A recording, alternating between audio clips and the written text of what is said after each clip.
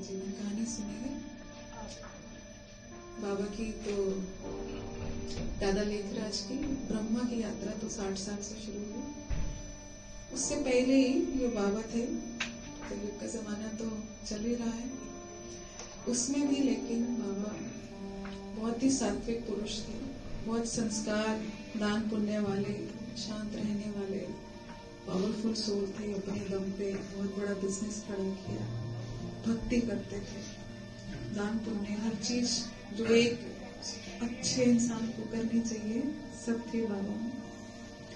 और गुरु किए हुए थे, गीता पाठी थे। तो जो एक संसार में होता है ना, एक आदर्श व्यक्ति कैसा होता है, पर्सनालिटी भी बहुत मधुर और मीठी थी, हर किसी का दिल जीत लेते, सबको संतुष्ट करते, सबको ये लगता काश हम इनकी फैमिली के होते ही हमारे होते। तो ऐसी मधुर पर्सनालिटी पहले से ही थी बाबा। परिवर्तन शुरू हुआ जब वो 60 साल के हुए। तो जो यात्रा उनकी आध्यात्मिक यात्रा शुरू हुई, इससे पहले शिव बाबा का अवतरण हो, वो तो हम ज्यादातर ने वो सब जानते हैं, शिव बाबा का अवतरण हो। इससे पहले लेकिन एक बहुत इम्पोर्टेंट यात्रा है कि भगवान भी ऐसे ही तो तन में नहीं आएगा ना, ऐसे ही थोड़ी बीज आ जाएगा जमीन में। जमीन तैयार करते हैं ना, तो तैयार कैसे हुई वो जमीन, उसमें बाबा के 4 साक्षात्कार जो हुए हैं वो क्रम से हम समझेंगे। कि सबसे पहला बाबा को साक्षात्कार हुआ विष्णु चतुर्भुज का। गीता पाठी थे और नारायण का फोटो हमेशा जेब में रखते थे कि ये मेरे इष्ट है, हमारे भगवान है विष्णु। तो जब उनका साक्षात्कार हुआ तो विष्णु चतुर्भुज के सुंदर स्वरूप उन्होंने देखा कि मेरी भक्ति सफल हुई है, भगवान ने मुझे दर्शन दिए। उस विष्णु चतुर्भुज ने कहा कि अहम विष्णु चतुर्भुज तत्त्वम, अर्थात तुम भी वही हो। तो बाबा को समझ तो नहीं आया कि ये विष्णु चतुर्भुज मुझे क्यों कह रहा है कि तुम भी यही हो, परंतु खुश बहुत हो गए क्योंकि भक्ति करी है सारी उम्र, उसका भगवान ने फल दिया है ना? दूसरा बाबा को साक्षात्कार हुआ, थोड़े से बाबा क्योंकि ओल्ड एज हो रही है और फैमिली सब सेटअप है, बिजनेस सेटअप है। एक कलकत्ता वाला बिजनेस पार्टनर देखते थे, बिजनेस बॉम्बे वाला बड़ा बेटा दिख रहा है, नाते पोते सब हो गए, तो थोड़ा सा एक रिटायरमेंट की एज होती है। तो बाबा बनारस गए हुए थे और थोड़े से वैरागी से हो गए थे। वहां पर बाबा को दूसरा साक्षात्कार हुआ विनाश। तो उन्होंने देखा कि बड़े बड़े आग के गोले धरती पे आ रहे हैं और एक ही झटके में हजारों लाख लोग मर रहे हैं, बहुत चीख पुकार हो रही है, भूकंप आ रहे, सुनामी हो रही, भूखमरी है, अकाल पड़ रहे हैं और फिर गृह युद्ध चल रहे हैं, लोग तलवारें लेके एक दूसरे को काट रहे हैं। तो जो उनका विष्णु चतुर्भुज के साक्षात्कार के बाद मीठा समय चल रहा था, उनको थोड़ा एकदम डिस्टर्ब हो गए और बोले कि प्रभु ये नहीं मुझे देखना, मुझे नहीं ये दर्शन करा। लेकिन बहुत डिस्टर्ब से हो गए, लेकिन उनके अंदर एक वैराग्य आ गया, जैसे कि वो दृश्य उनसे कह रहा है कि अब निकट भविष्य में ये होने वाला है। तो उनको ऐसे धक्का सा लगा कि अब मतलब दुनिया खत्म हो रही है, तो वैराग्य उत्पन्न होता है ना। तो बाबा वैरागी हो गए थोड़े से और कट ऑफ रह के अकेले में एकांत में रहने लगे और बड़े डिस्टर्ब से हो गए।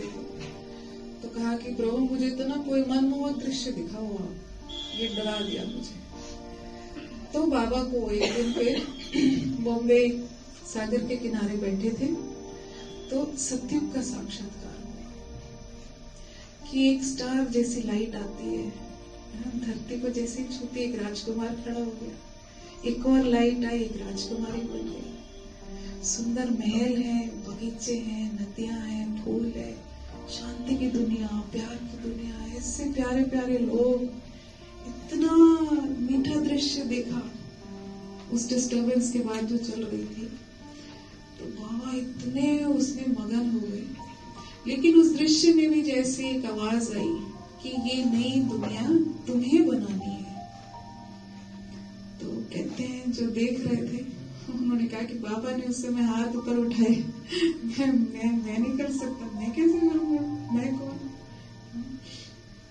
परंतु ये आवाजें बाबा के साथ चल रही थी और बाबा को समझ भी नहीं आ रहा था ये हो क्या रहा है मेरे साथ। विष्णु जी दिख रहे हैं कि तुम वही हो, विनाश दिख रहा है, दुनिया खत्म होने वाली है। फिर एक सुंदर सत्योगी दुनिया दिख रही है कि ये तुम्हें बनानी है, कि ये हो क्या रहा है।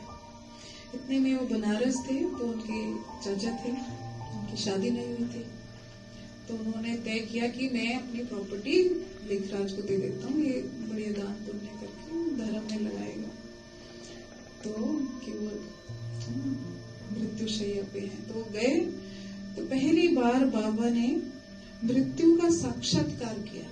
मौत तो बहुत देखी थी, लेकिन मृत्यु होती क्या चीज है। तो उन्होंने वही जो लाइट, वो जो सत्युग में जो राजकुमार बन रहे थे, वही लाइट अपने चाचा के मस्तक पे देखी कि वो एक लाइट पूरे शरीर में नीचे गई और धीरे धीरे धीरे ऊपर आई और पूरा शरीर ठंडा होता चला गया। वो जैसे ही लाइट यहाँ से गई तो मृत्यु घट गई। तो वो जो गीता का पाठ करते थे आत्मा आत्मा, तो उनको पहली बार उस चीज का एहसास हुआ कि ये आत्मा है, कि मैं आत्मा हूं।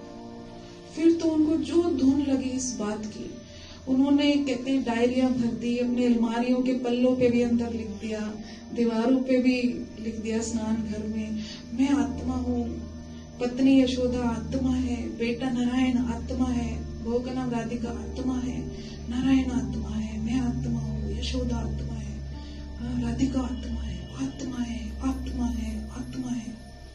इतना जब पाठ उनका पक्का हुआ तो जाके एक नींव बनी। तो बाबा के मेंटल स्टेट आप समझ सकते हो। उस एज में जब धन है, संपदा है, भरा पूरा परिवार, सम्मान है, खुशी है, सब कुछ है, लेकिन कुछ मिसिंग है।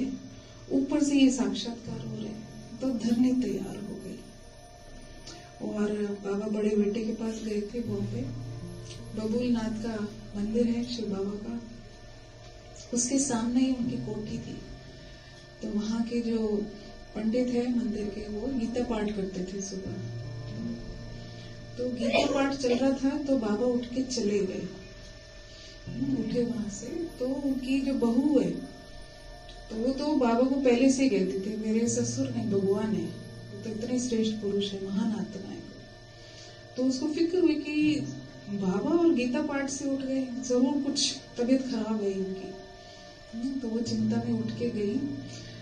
तो वो दृश्य बहुत दादियों ने उसका वर्णन सुनाया है, जो उनकी बहू ने बताया, जो बाद में उनका नाम ब्रजेंद्र पड़ा, कि जैसे ही मैं कमरे में गई कि कमरे में बाबा के चारों तरफ एक लाल लाइट ग्लो करने लगी और बाबा के पूरे शरीर से, बाबा की आंखों से लाल रोशनी निकल रही थी और धीरे धीरे पूरे कमरे में फैल रही थी। और जैसे वो लाल लाइट उन्होंने फील करी, कहते मैं अशरीरी हो गई, बिल्कुल दिल का भार, एक डीप साइलेंस अनुभव हुआ, जैसे सब सन्नाटा हो गया, शांति हो गई।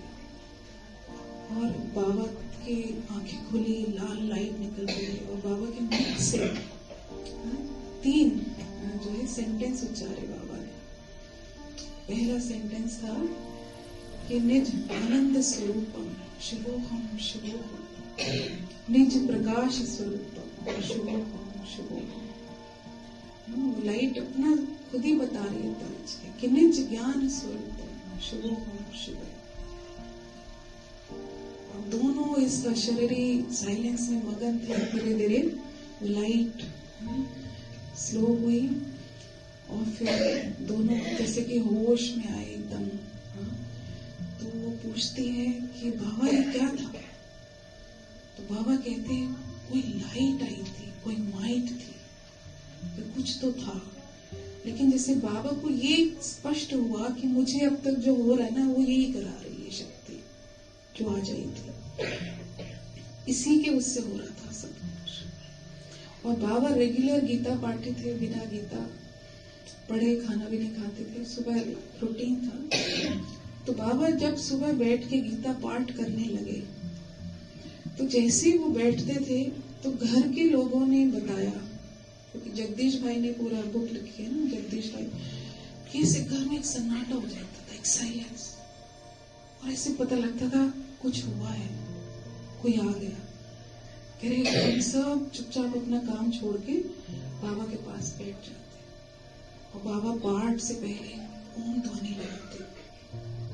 फिर वो जो ओम ध्वनि होती सब साइलेंस और शांति हो जाती। ऐसे लगता सब बातें भूल गई संसार की, सब दुख मिट गए, सन्नाटा सा हो जाता। और फिर बाबा जो है गीता ज्ञान सुनाते, लेकिन वो गीता ज्ञान इतना अलग था तो सब कहते हैं क्या सुना रहे हैं, समझ नहीं आ रहा। तो ब्रह्मा बाबा खुद उसके नोट्स बनाते थे कि आज क्या कहा उस शक्ति ने, वही कह रही, खुद पढ़ते थे, धीरे धीरे ज्ञान समझ रहे। लेकिन असली चमत्कार हो रहा था उस ओम ध्वनि से। उसके वाइब्रेशन पड़ोस में फैल गए हैं, चर्चा होने लगी।